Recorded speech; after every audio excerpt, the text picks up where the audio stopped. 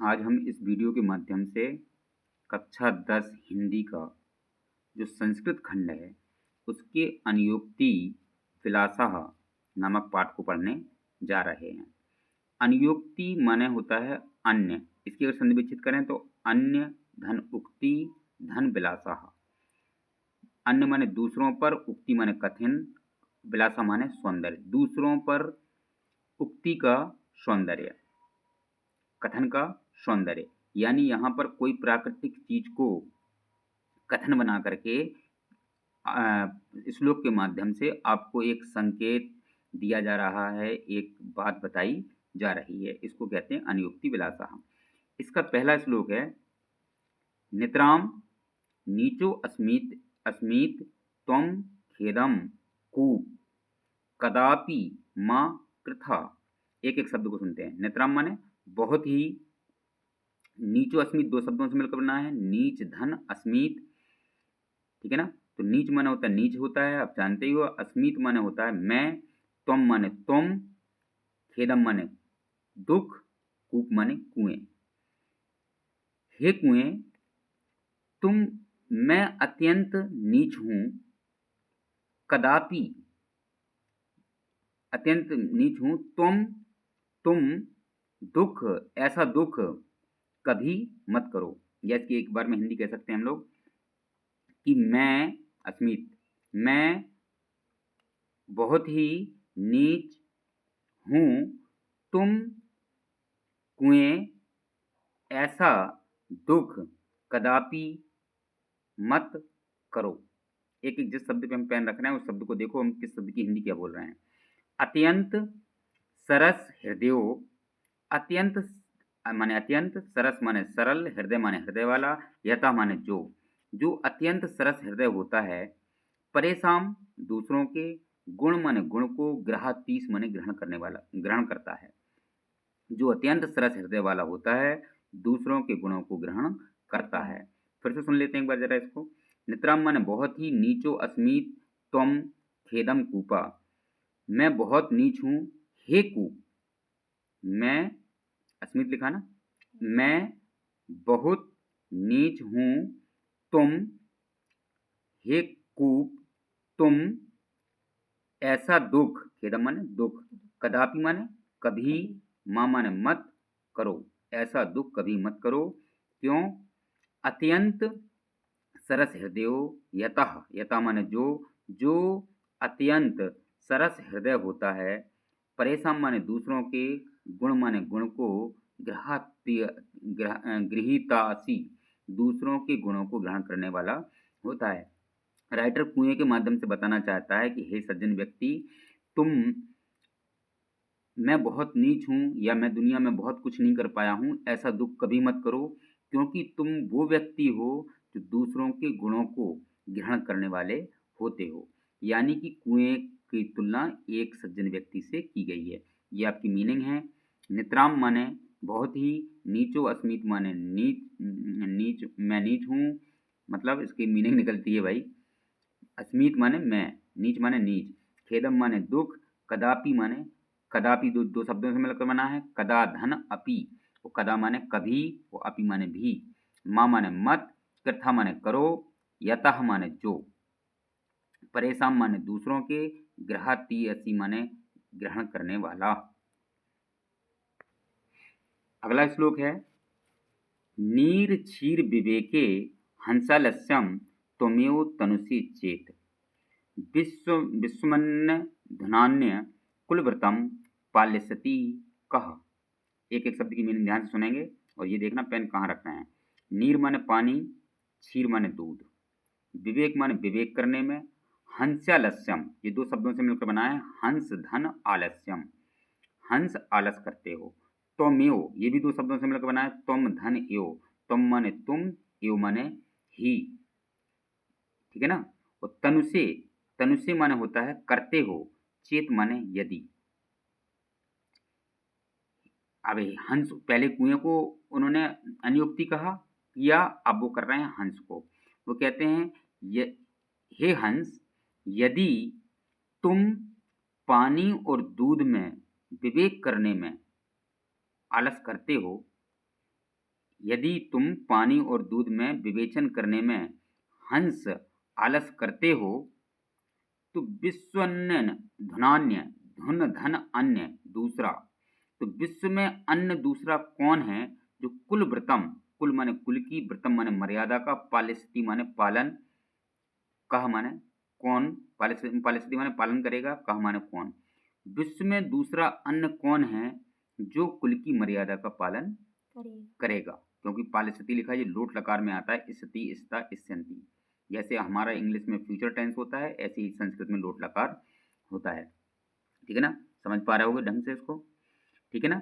फिर से समझ लेते हैं कि हे हंस, नीर माने पानी, नीर माने पानी, क्षीर माने दूध, विवेक माने विवेक करने में, हंसालस्यम माने हंस आलस करोगे, तो मेओ तुम ही, तनु से माने करते हो, चेत माने यदि, यदि यदि तुम ही पानी और दूध में विवेचन करने में हंस आलस करते हो तो विश्व अन्न धनान्य, अन्न धनान्य यानी अन्न, विश्व में दूसरा कौन है जो कुल की मर्यादा, व्रतम माने मर्यादा का, पालिस्ती माने पालन करेगा। क्योंकि ऐसा माना जाता है कि हंस एक ऐसा पक्षी है जो अगर दूध और पानी को मिला के रख दिया जाए तो दूध अकेले को पी जाएगा और पानी पानी रह जाएगा, ऐसा गुण केवल हंस में पाया जाता है। ठीक है ना, इसलिए लेखक ने हंस को यहाँ बनाया। इसका मतलब ये है कि यदि सज्जन व्यक्ति ही सत्य और असत्य के बीच में, इसका दूसरा अर्थ क्या है, यदि सज्जन व्यक्ति ही सत्य और असत्य के बीच में फर्क करने में आलस करेगा तो दूसरा ऐसा कौन है जो इस विश्व की मर्यादा को बनाए रखेगा, अर्थात सज्जन व्यक्ति ही विश्व की मर्यादा को बनाए रख सकता है। ठीक है ना, समझ में आ गया होगा। तीसरा श्लोक है, कोकिल, कोकिल माने कोयल, यापय, यापय माने बिताओ, दिवसान दिनों को, तावद तब तक, प्रसान नीरस, करील, करील का करील, विटपेशु वृक्ष पर। इस श्लोक के माध्यम से लेखक कहना चाहता है, हे कोयल, कोकिल माने कोयल, हे कोयल, यापय माने बिताओ, दिवसान माने दिनों को, तावत वद माने तब तक, बरसान माने नीरस, करील माने करील के, विटपेशु माने वृक्ष पर। हे कोयल, नीरस दिनों को, नीरस नीरस नीरस दिनों को, तब तक करील के पेड़ पर, यापय माने बिताओ, याव मिलंदी मालाह, यावद माने तब तक, मिलंद माला माने भौरों का समूह, कुअपी माने कोई, रसाला माने आम का आम, समूल्य सती माने होता सामने सामने आता है। जब तक कोई आम पर भौरों का समूह सामने नहीं आता, जब तक कोई आम पर भौरों का समूह सामने नहीं आता। फिर से सुन लो एक बार, कोकिल, ये तुम्हारा संबोधन चिन्ह लगा है यानी हे कोकिल, हे कोयल, यापय माने बिताओ, दिवसान माने दिनों को, तावद माने तब तक, बिरसान माने नीरस, करील माने करील, विटपेशु माने वृक्ष पर। हे कोयल, अपने, हे कोयल, नीरस दिनों को तब तक करील के पेड़ पर बिताओ, यावद, यहाँ पर अगर संविचित करोगे तो यावद हो जाएगा, यानी जब तक, मिलंदी माला माने भौरों का समूह, कुअपी माने कोई, रसाला माने आम, समुल्लित माने सामने आता है, जब तक कोई आम पर भौरों का समूह सामने नहीं आता। कोकिल माने कोयल, यापय माने बिताओ, तावद माने तब तक, दिवसान माने दिन, बरसान माने नीरस, विटपेशु माने वृक्षों पर, रसाल माने आम, समुल्लित माने सामने आता है, मिलदी लीमाल माने भौरों का समूह। शायद समझ में आ गया होगा। अर्थ देखें, मीनिंग याद करें, फर्स्ट पहले मीनिंग याद करें, इसके बाद कुछ करें। इसमें कोयल को बना करके आदमी को बताया गया है कि आदमी के जब बुरे दिन आए ना तो आदमी को जैसी भी परिस्थिति हो उस परिस्थिति में अपने दिन गुजार लेना चाहिए। जब उसके अच्छे दिन आ जाएं तो फिर अच्छे दिनों के लिए इंतज़ार करना चाहिए जब तक उसका अच्छा समय नहीं आ जाता। बस इसका दूसरा अनुयोक्ति भाव यही है।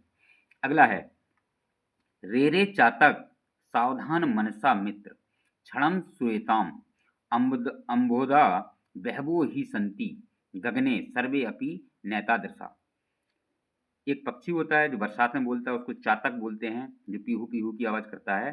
तो लेखक चातक पक्षी को अब की बार अनुयोक्ति करके बोल रहा है कि रे रे चातक, हे चातक, सावधान माने सावधान, मनसा माने मन से, मित्रम माने मित्र, क्षणम माने क्षण भर के लिए, पल भर के लिए, श्रूयताम सुनो। हे चातक, सावधान मन से क्षण भर के लिए सुनो।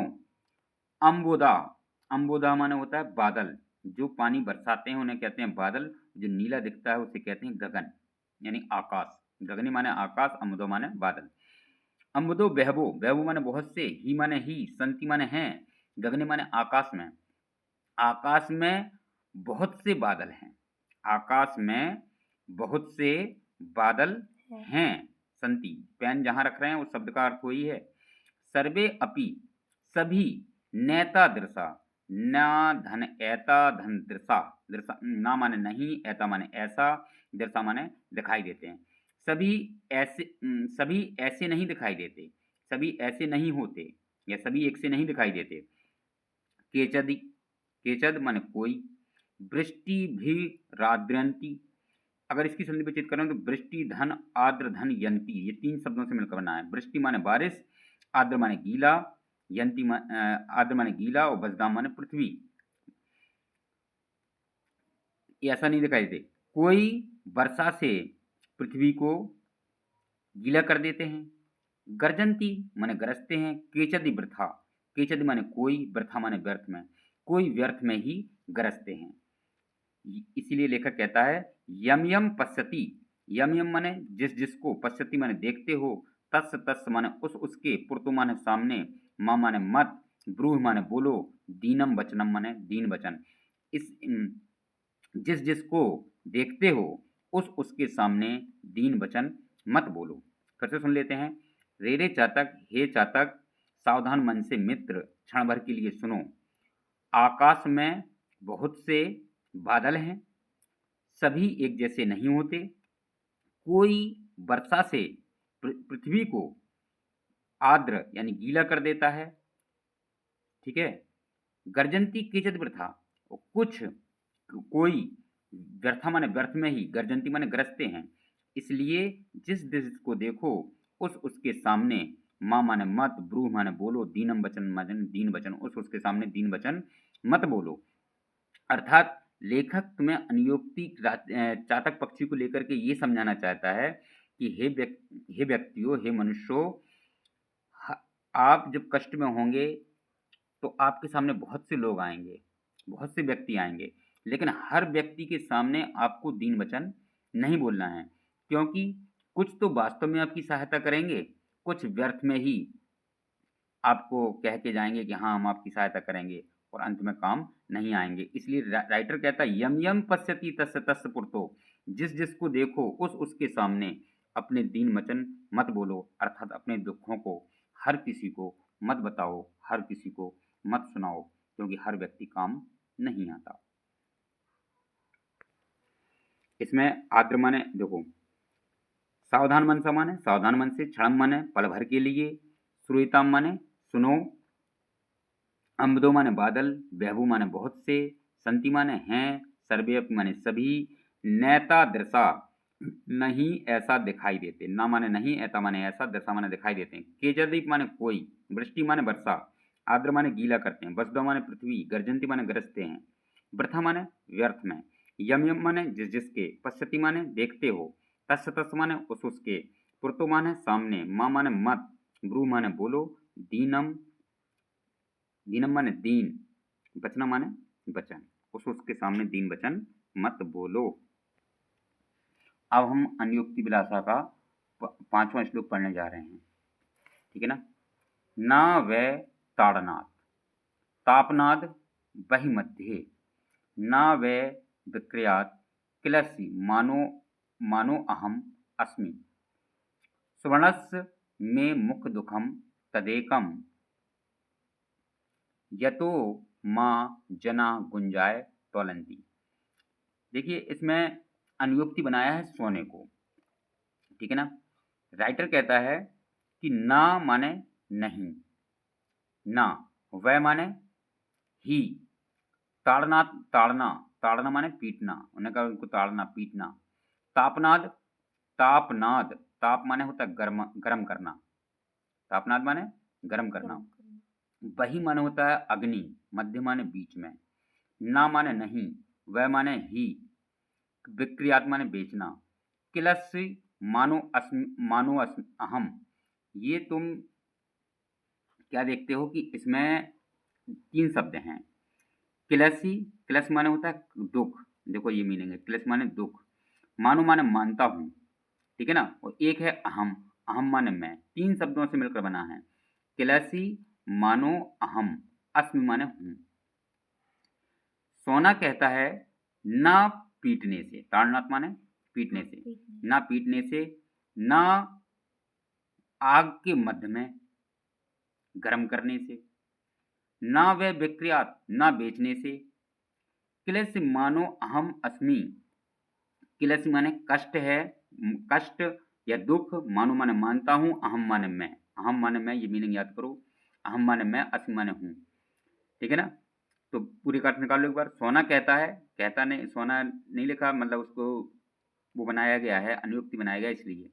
ना पीटने से, ना अग्नि के मध्य गर्म करने से, ना ही बेचने से, मैं कष्ट मानता हूँ। सुवर्णस्य, सुवर्णस्य यानी सोने का, मुख दुखम मुख दुख, तदेकम तद धन एकम, एक ही है। सोने का मुख दुख एक ही है।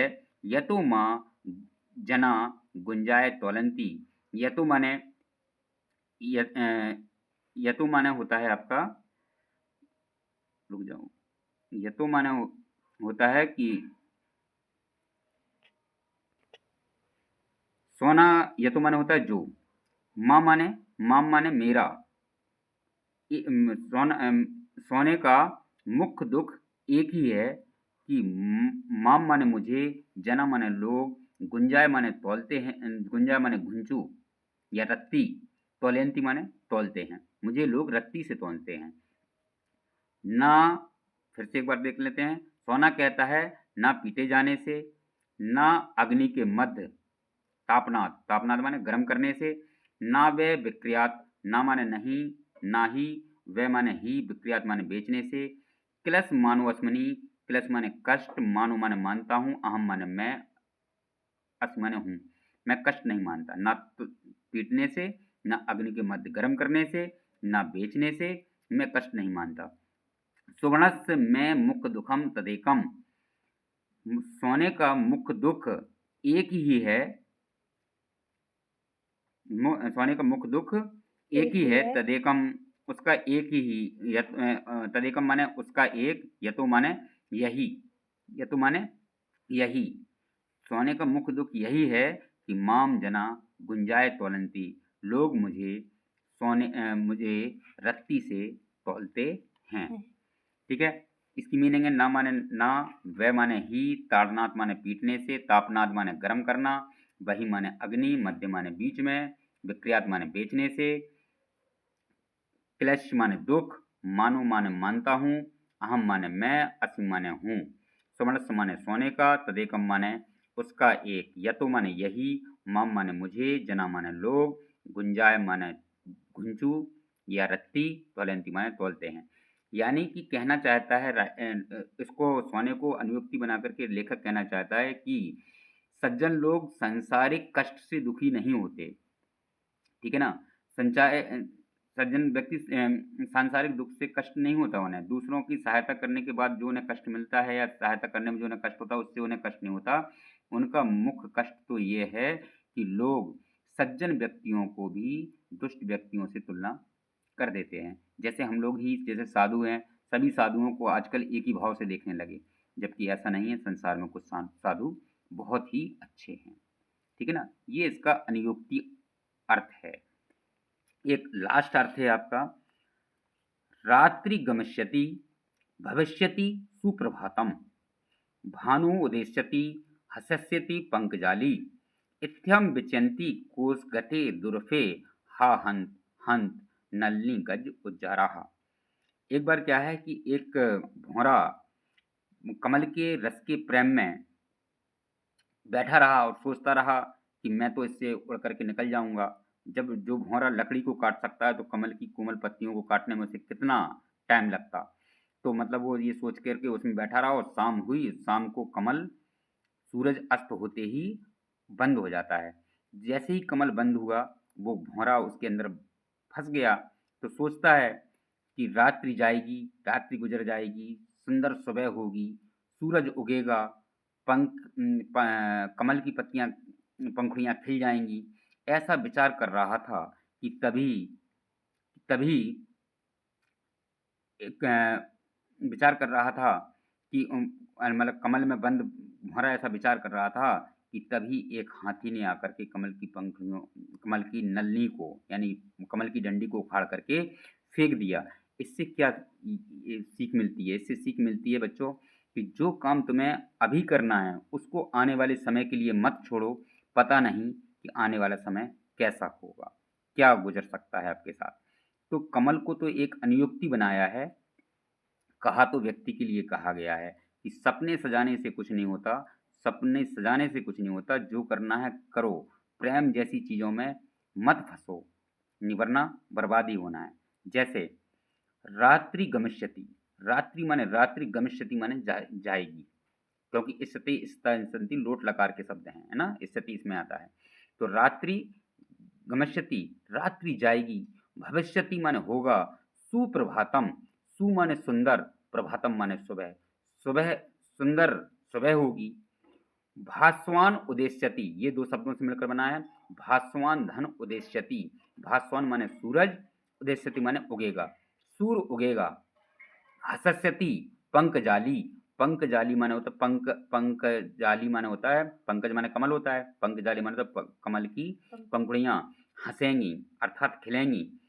इत्थम, इत्थम माने ऐसा, विचयंती विचार कर रहा था, कोस गते, कोस में बंद, कोस गते माने कमल की पंखुड़ियों में बंद, दूर दूरफे, दूरफे माने होता है भौरा। ऐसा कमल की पंक्ति पंखुड़ियों में बंद भौरा विचार कर रहा था।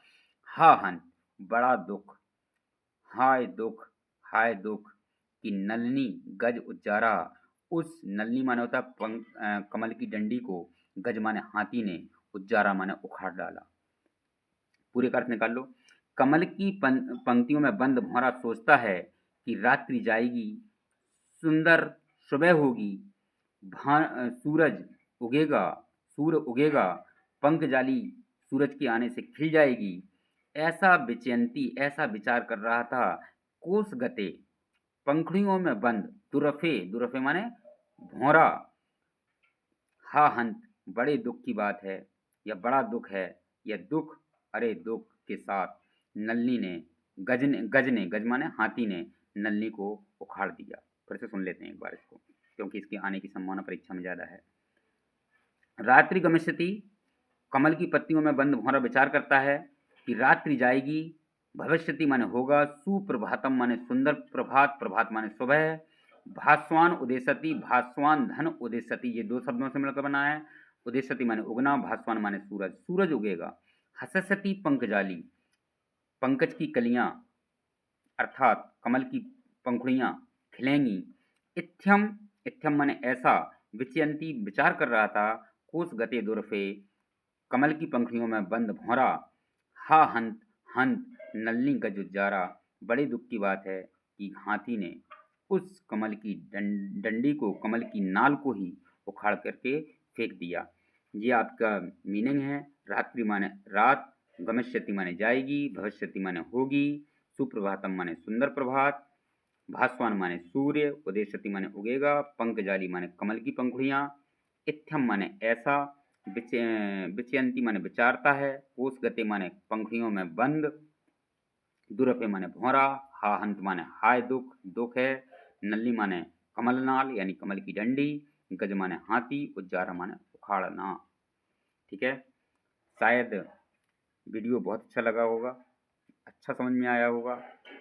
और इसमें मैंने तुम्हें बताया है कि आपको ये इस श्लोक के माध्यम से एक संकेत दिया जा रहा है, एक अनुक्ति की जा रही है कि आने वाले समय का इंतज़ार मत करो, ठीक है ना? प्रेम प्रसंग जैसी चीज़ों में मत फँसो, वरना आप उस प्रेम प्रसंग में जो निकल सकते हो, निकल नहीं पाओगे। सोचते हो कि हम आने वाले समय में तैयारी कर लेंगे, आगे आने वाले समय में पढ़ाई कर लेंगे, क्या पता कि उस समय आपके सामने कौन-सी प्रॉब्लम आ जाए, है ना?